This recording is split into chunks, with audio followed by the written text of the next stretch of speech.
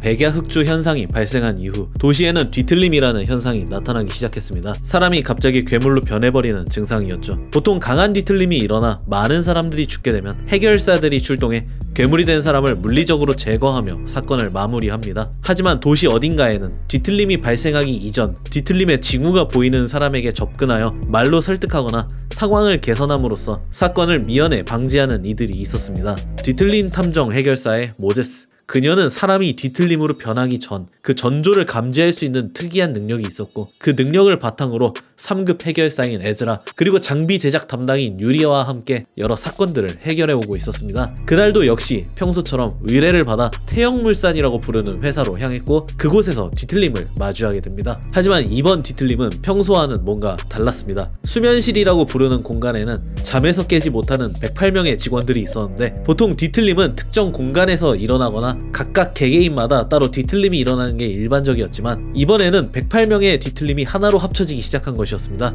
모제스는 급하게 능력을 사용해 사람들을 강제로 조종하려고 했지만 그 순간 바닥이 열리며 자고 있던 직원들이 바닥으로 수납되었습니다. 마치 누군가 의도적으로 뒤틀림을 융합시키기 위해 만든 실험실처럼 말이죠. 그리고 잠시 후 뒤틀림들이 하나로 합쳐졌고, 그 자리에 나타난 것은 키가 3m는 되어 보이는 크기의 6개의 팔, 해골머리를 가진 괴물이었습니다. 그 괴물은 압도적으로 강했지만 탐정단이 더 강했기에 괴물은 어떻게든 처치하는 데 성공했지만 문제는 그 다음이었습니다. 직원들의 뒤틀림을 빨아들인 뒤 새로운 뒤틀림을 생성한 재단과 같은 검은 상자, 누가 어떤 의도로 이 인위적인 뒤틀림을 만들었는가 였죠. 그 해답을 찾기 위해 다시 태영물산의 사무실로 돌아갔지만 그곳에 남아있던 건 괴물들과 시체들 뿐이었습니다. 결국 이 사건은 미궁 속으로 빠져들고 말죠. 단 하나 남은 정보라면 한희준, 모제스에게 분명한 악의를 품고 자신이 뒤틀림을 이용할 수 있다고 주장하며 자신을 직접 만나러 오라는 사람의 녹음 파일 뿐이었습니다. 그를 만나기 위해 준비를 하던 중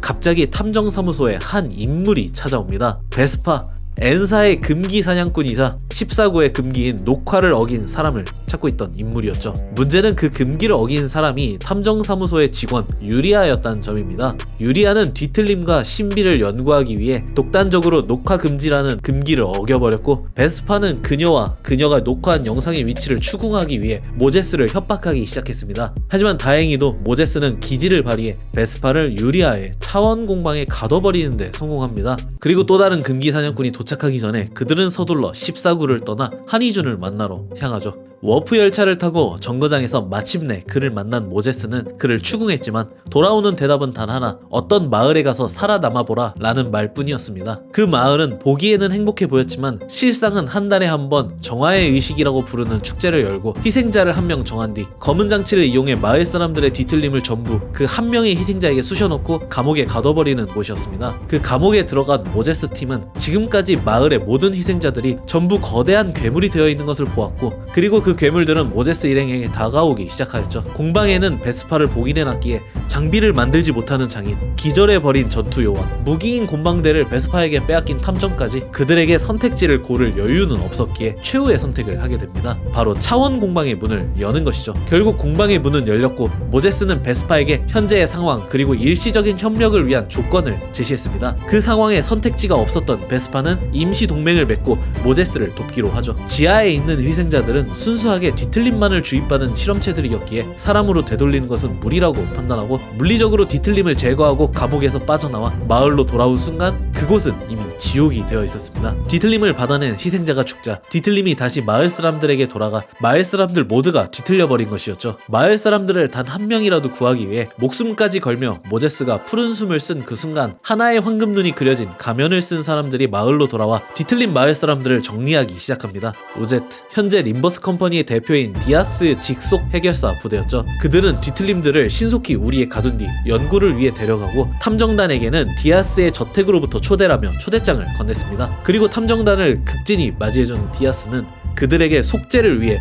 자신을 따르라고 제안하고, 그 속죄가 무엇인지는 모르겠지만 모제스 일행은 이를 받아들이고 또 다른 의뢰를 수행하러 떠나며 이야기는 끝이 납니다. 뒤틀린 탐정에서 가장 큰 떡밥은 디아스로 머리가 되기 위해서라는 단 하나의 목표를 위해 회사를 만들고 실험을 위해 연기전쟁까지 일으키는 광기를 보여주는 인물인데요. 그녀가 뒤틀림을 모으고 연구하는 이유도 언젠간 쿠데타를 일으켜 머리의 자리를 빼앗기 위해서가 아닌가라고 추측이 되네요. 림버스 컴퍼니의 모티브 원전인 단테의 신곡에서도 교황의 권력을 지지하는 교황파와 로마 제국 황제를 지지하는 황제파 둘이 나뉘어서 전쟁을 하는데, 게임에 적용한다면 신성 로마 제국의 황제파가 현재의 머리, 교황을 지지하는 교황파가 디아스라고 생각하면 될 것 같습니다. 여기서 ABC사의 무력은 절대적이라고 표현되는 걸 보면 디아스는 부족한 전투력을 보완하고자 뒤틀림을 연구하는 것으로 추정이 되고요. 림버스 컴퍼니 9장을 보면 황금가지를 접목시켜 사과 열매를 수확하는 게 목표로 보이는데, 그리스 로마 신화에서 황금 사과 때문에 트로이 전쟁이 일어나거든요. 버스팀이 황금가지를 전부 모으고 사과를 수확하는 순간 2차 연기 전쟁이 일어날 것으로 추측이 되네요. 현재 머리는 어떻게든 도시가 굴러만 가게 만들고 있는 차악 같은 존재이고, 디아스의 목표가 무엇인지는 모르겠지만